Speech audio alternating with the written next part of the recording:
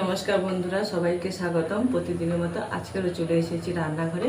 আজকে রান্না করব এই যে পোনা মাছ আলু দিয়ে পাতলা ঝাল আর ভেন্ডি চিংড়ির তরকারি। যে ভেন্ডি সব কেটে কুটে নিয়ে চলে এসেছি, আদা জিরে পেঁয়াজ সব বেটে বেটে নিয়ে চলে এসেছি। তাহলে রান্নাটা শুরু করছি। কড়াইটা বসিয়ে দেবো।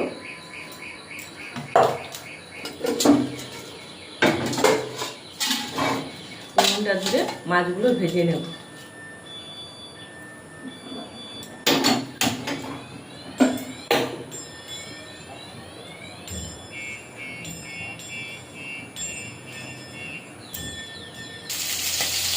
মাছগুলো ভাজা হয়ে গেছে, এবারে তুলে নেব।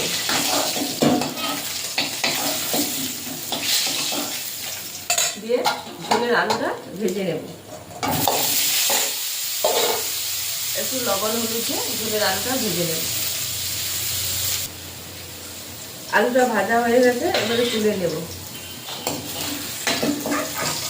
মাছের একধারে তুলে নেব।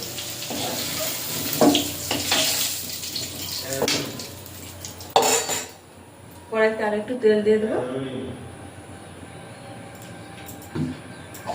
দিয়ে দেবো 5 ফোড়ন,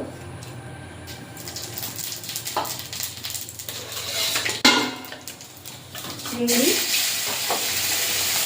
আর দিয়ে দেবো পেঁয়াজ। দিয়ে ভালো করে ভাজা ভাজা করে নেব।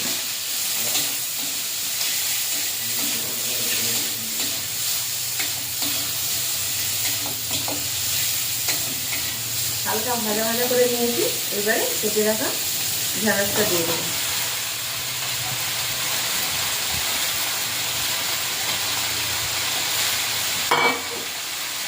দিয়ে দেবো পরিমাণ মতো লবণ,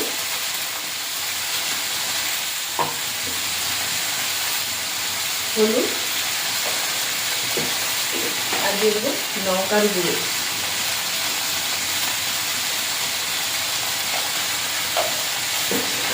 ভালো করে কষিয়ে নেব। জল দিয়ে দিই।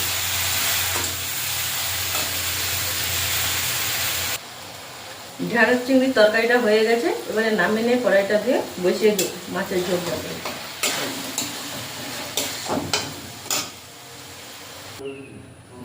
কড়াইটা ধুয়ে বসিয়ে দিয়েছি, কড়াইটা গরম হয়ে গেছে, এবারে তেলটা দিয়ে দেবো।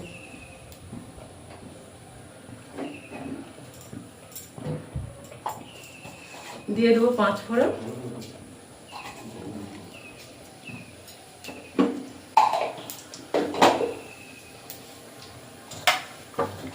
পেঁয়াজ কুচি,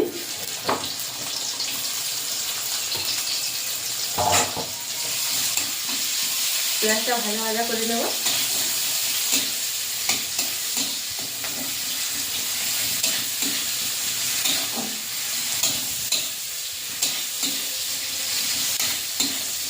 পেঁয়াজটা হাফ ভাজা ভাজা করে নিয়েছি, এবারে দিয়ে দেবো আদা বাটা,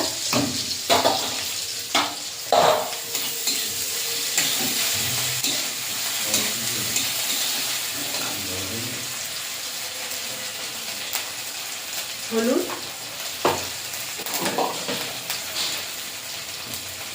লঙ্কার গুঁড়ো,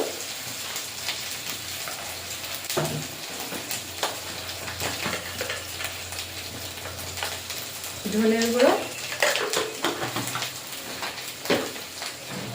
আর দিয়ে দেবো জিরে বাটা। দিয়ে মশলাটা ভালো করে কষিয়ে নেব।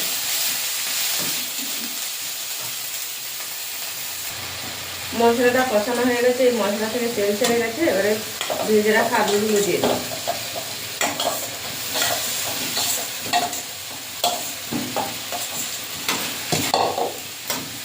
দিয়ে দেবো পরিমাণ মতো লবণ, দিয়ে ভালো করে কষে জল দিয়ে দিই।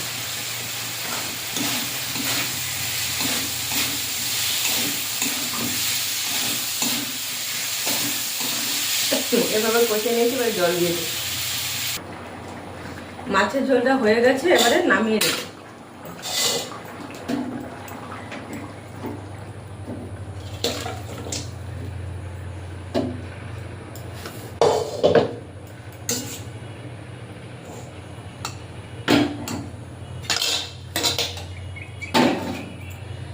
আলু দিয়ে পোনা মাছ দিয়ে জিরে বাটাতে পাতলা ঝোল আর ঢেঁড়স চিংড়ির তরকারিটাও হয়ে গেছে। তাহলে বন্ধুরা আজকে আসছি, টাটা।